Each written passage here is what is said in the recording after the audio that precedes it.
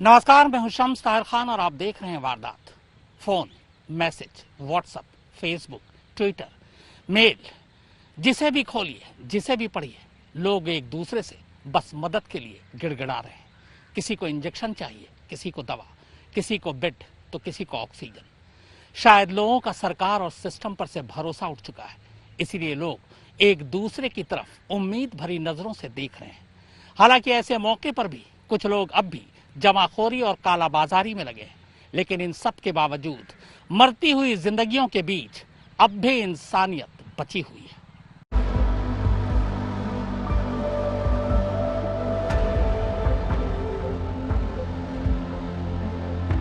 जो स्टाफ वाले हैं उनका सबका अवेलेबल है अंदर। कोई किसका रेफरेंस देके जा रहा है, कोई किसका रेफरेंस देके जा रहा है। आईसीयू बेड खाली है, कह रहे हैं अपनी अप्रोच लगवाओ, मिल जाएगा। अप्रोच कहाँ से लगवाए हम लोग?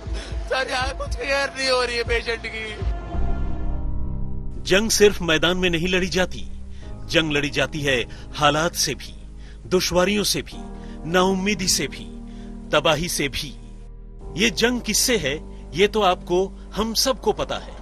बहुत से लोग इस जंग में आपका साथ छोड़ेंगे, अपनों से मुंह मोड़ लेंगे, लेकिन आपको उम्मीद का दामन नहीं छोड़ना है, घबराना नहीं है, क्योंकि ऐसे बहुत से लोग भी हैं जो इस आपदा में भी मरीजों के दुख में उनका दर्द बांट रहे हैं, उनके साथ खड़े हैं। कोरोना की इस महामारी के दौर में हर कोई खुद को बचाने की सोच रहा है। वक्त का तकाजा भी यही है, मगर इंसानियत को खुलेआम सड़कों पर मरने के लिए छोड़ दें तो फिर इंसानियत के साथ इंसान भी मर जाएगा। ऐसे वक्त में जब लोग अपनों से ही दूर भाग रहे हों, बेबसी का ये हाल है कि मरने के बाद आखिरी सफर में कांधा देने वाला भी कोई नहीं। ऐसे में अपनी जान हथेली पर लेकर कुछ लोग घर की दहलीज लांघकर बाहर निकलते हैं, जिन्हें मसीहा कहा जाता है।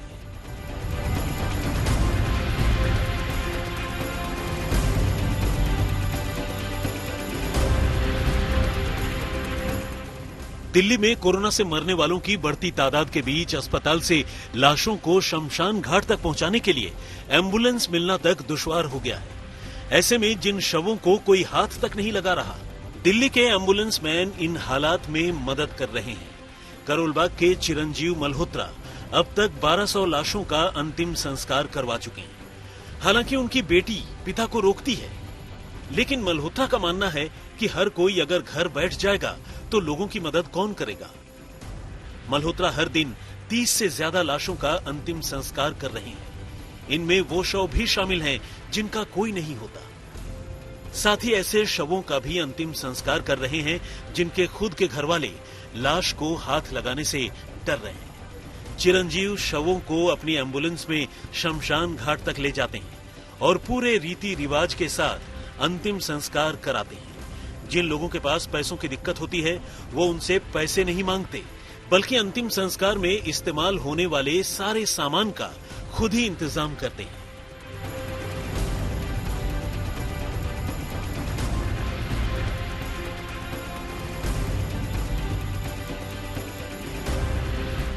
ऑक्सीजन की भारी कमी से जूझ रही दिल्ली में पंजाब, हरियाणा और हिमाचल प्रदेश से ऑक्सीजन टैंकर की सप्लाई हो रही है। ये वो सूबे हैं जहां से दिल्ली आने के लिए सिंघू के उस बॉर्डर को पार करना पड़ता है, जहां किसानों का आंदोलन चल रहा है। ऐसे में दिल्ली के अंदर ऑक्सीजन की आवाजाही में कोई दिक्कत न हो, इसके लिए दिल्ली पुलिस इन टैंकरों को ग्रीन कॉरिडोर मुहैया करा रही है।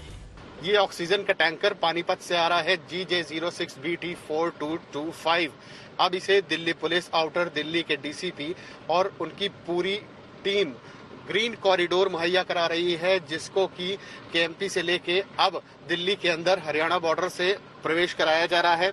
तो जाहिर सी बात है कि जो सिंघू बॉर्डर है वो रास्ता जो है फिलहाल बंद है।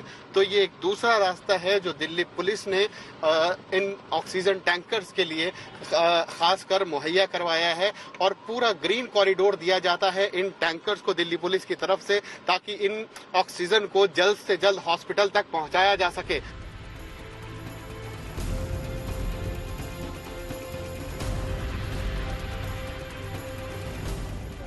औरंगाबाद शहर के सिटी चौक सर्राफा इलाके में रहने वाले दलाल हार्डी के बेटे सुबोध की कोरोना के इस हालत में मौत हो गई। संस्कार तो छोड़िए, कांधा तक देने के लिए भी कोई नहीं था। तब सामने आए ये लोग। इस चिलचिलाती गर्मी में रोजे में भूख और प्यास की शिद्दत को दरकिनार कर इन्होंने हार्डी के बेटे के जनाजे को न सिर्फ कांधा दिया बल्कि हिंदू परंपरा के मुताबिक उनका अंतिम संस्कार भी कराया। सुबोध की मौत की खबर जैसे ही मिली, उसके मुस्लिम पड़ोसी बिना किसी बुलावे का इंतजार किए कोरोना के खौफ को दरकिनार करते हुए हार्डी के घर पहुंच गए।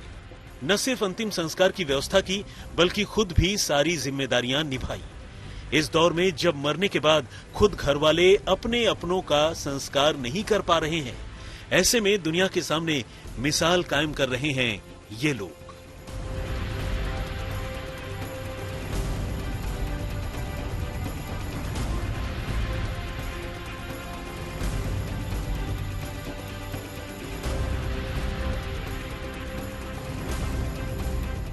इस वक्त उखड़ती सांसों को अगर किसी चीज की सबसे ज्यादा जरूरत है तो वो है ऑक्सीजन। इस वक्त जरूरतमंदों और अस्पतालों में जो ऑक्सीजन पहुंचा रहा है वही सबसे बड़ा मसीहा है। नागपुर के एक ट्रांसपोर्ट कारोबारी ऑक्सीजन की इसी परेशानी को समझते हुए आगे आए हैं। नाम है प्यारे खान, जो इन दिनों अपने सामाजिक कामों की वजह से नागपुर में कोरोना वायरस में संक्रमित मरीजों के लिए मसीहा बने हुए हैं, जिन्होंने ऑक्सीजन की किल्लत को समझते हुए 400 मीट्रिक टन ऑक्सीजन लोगों की मदद के लिए देने का फैसला किया है। इसके लिए 1 करोड़ रुपए लगे, लेकिन प्यारे खान ने दूसरा विचार अपने जहन में नहीं आने दिया। इन्होंने 25 टैंकरों की मदद से 10 दिनों में नागपुर के सरकारी और निजी अस्पतालों को 400 मीट्रिक टन ऑक्सीजन की आपूर्ति की। ये सभी टैंकर भिलाई, विशाखापट्टनम, बेल्लारी से ऑक्सीजन ला रहे हैं।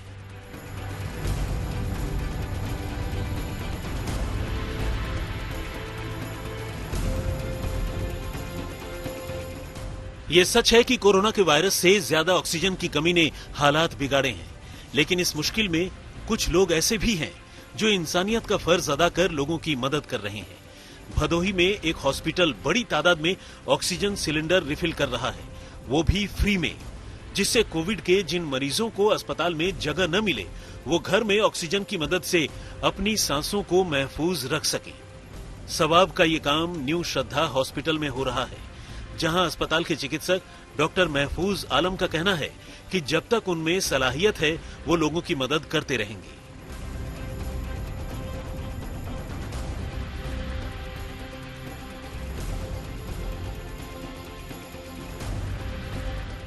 कोरोना वॉरियर्स में रांची के रवि अग्रवाल का नाम लेना बेहद जरूरी है, जो पैसों से, ऑक्सीजन से भले लोगों की मदद न कर पाए, लेकिन अपनी ऑटो से दिनों रात लोगों की मदद कर रहे हैं। ऐसे लोग जो कोविड-19 से संक्रमित हैं या जिन्हें कोई मेडिकल इमरजेंसी है, उन्हें घर से अस्पताल पहुंचने में दिक्कत होती है, खास तौर पर रात के वक्त। लिहाजा रवि ने अब जरूरतमंदों को अस्पताल पहुंचाने को अपना मिशन बना लिया है। उन्होंने इसके लिए सोशल मीडिया पर अपना मोबाइल नंबर भी दिया है। 24 घंटे किसी को भी ऑटो से अस्पताल जाने की जरूरत है तो रवि को फोन कर सकता है। इसके अलावा रवि कोविड-19 मरीजों के घर तक खाना पहुंचाने का भी काम कर रहे हैं।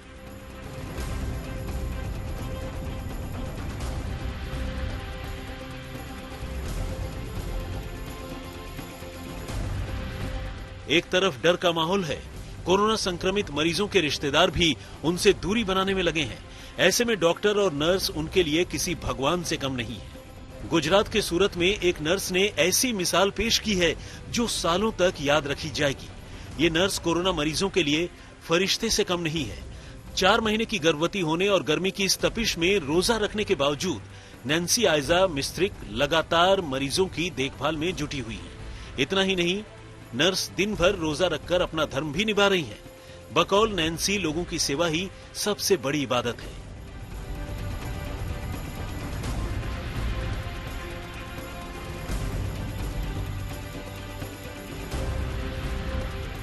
इस धरती पर अगर सबसे बड़ा कोई रिश्ता होता है तो वो है इंसानियत का। इंसानियत से बड़ा कोई धर्म नहीं। संगम के तट पर प्रयागराज में जब रिश्तेदारों ने इलाहाबाद हाईकोर्ट के ज्वाइंट रजिस्ट्रार हेम सिंह की कोरोना से हुई मौत की वजह से मुंह मोड़ लिया, तो उनके दोस्त सिराज ने अपनी दोस्ती का फर्ज निभाते हुए 400 किलोमीटर दूर इटावा से आकर अपने हिंदू दोस्त को मुखाग्नि दी। एक हफ्ते पहले हेम सिंह कोरोना पॉजिटिव हुए तो सिराज ने ही उन्हें न सिर्फ एक निजी अस्पताल में भर्ती करवाया बल्कि अस्पताल में 2 लाख रुपए भी जमा करवाए। बावजूद इसके हेम सिंह की इलाज के दौरान मौत हो गई। जब कोई भी रिश्तेदार कोरोना संक्रमण का हवाला देकर अंतिम संस्कार के लिए राजी नहीं हुआ तो खुद सिराज इटावा से 400 किलोमीटर का सफर तय कर प्रयागराज पहुंचे और अपने दोस्त हेम सिंह का अंतिम संस्कार करवाया।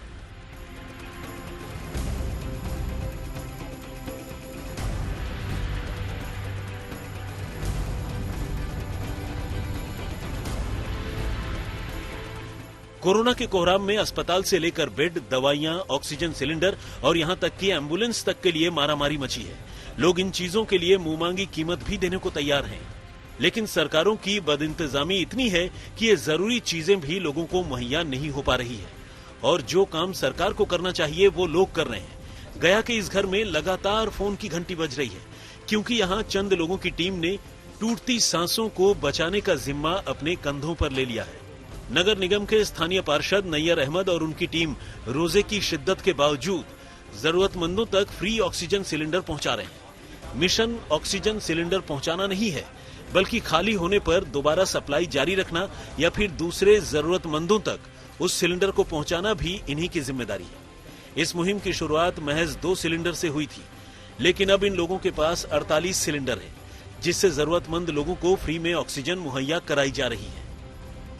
तंसीम हैदर के साथ फर्रुख माब हैदर, आज तक।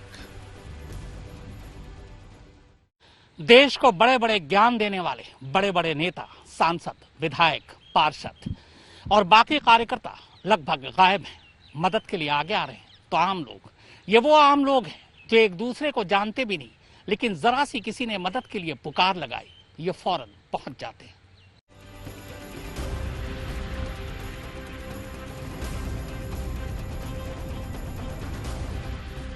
मुश्किल के इस वक्त में लोग जरूरतमंदों तक दवा, ऑक्सीजन और एम्बुलेंस पहुंचाकर उनकी मदद कर रहे हैं।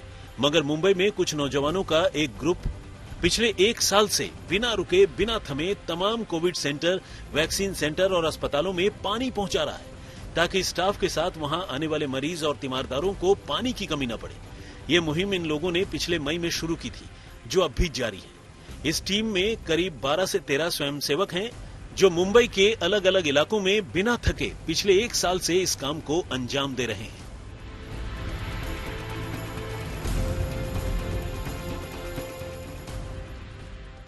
हमारा एक इनिशिएटिव है इस्माइली सिविक बोल के।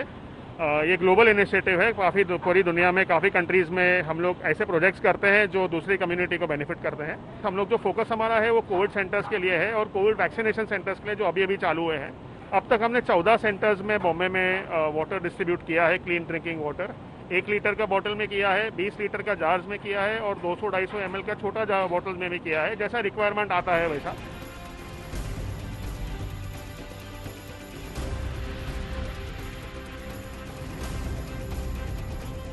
मध्य प्रदेश के बालाघाट की रहने वाली डॉक्टर प्रज्ञा महाराष्ट्र के नागपुर के एक प्राइवेट हॉस्पिटल में आरएमओ हैं। इसके अलावा हर रोज शाम की शिफ्ट में एक और अस्पताल में भी काम करती हैं, जिसकी वजह से उन्हें तकरीबन रोज 12 घंटे से ज्यादा वक्त तक पीपीई किट पहनकर काम करना पड़ता है। कोरोना से दूसरी लहर के दौरान वो अपने घर बालाघाट में थी, तभी कोरोना के मामले तेजी से बढ़ने लगे। ऐसे में छुट्टी के बीच ही डॉक्टर प्रज्ञा को हॉस्पिटल में रिपोर्ट करने का ऑर्डर मिला, लेकिन एक मुश्किल ये थी कि लॉकडाउन की वजह से नागपुर जाने के तमाम साधन ठप पड़े थे। फिर भी हालत की नजाकत को समझते हुए डॉक्टर प्रज्ञा ने वक्त बर्बाद नहीं किया, अपनी स्कूटी निकाली और निकल पड़ी नागपुर के लिए। लंबा सफर करने के बाद डॉक्टर प्रज्ञा दोबारा काम में लग गई है। इसमें शक नहीं कि कोरोना से देश के हालात बहुत खराब हैं, लेकिन हर कोई अपनी तरह से लोगों की मदद कर रहा है और जो मदद नहीं कर पा रहे हैं वो दुआ कर रहे हैं। आप भी अपने आसपास लोगों की मदद करने की कोशिश कीजिए। अगर न कर पाए तो कम से कम प्रार्थना कीजिए। सिस्टम के भरोसे मत बैठिए, क्या पता सिस्टम हमारे भरोसे बैठा हो। तंसीम हैदर के साथ फर्रुख माब हैदर, आज तक।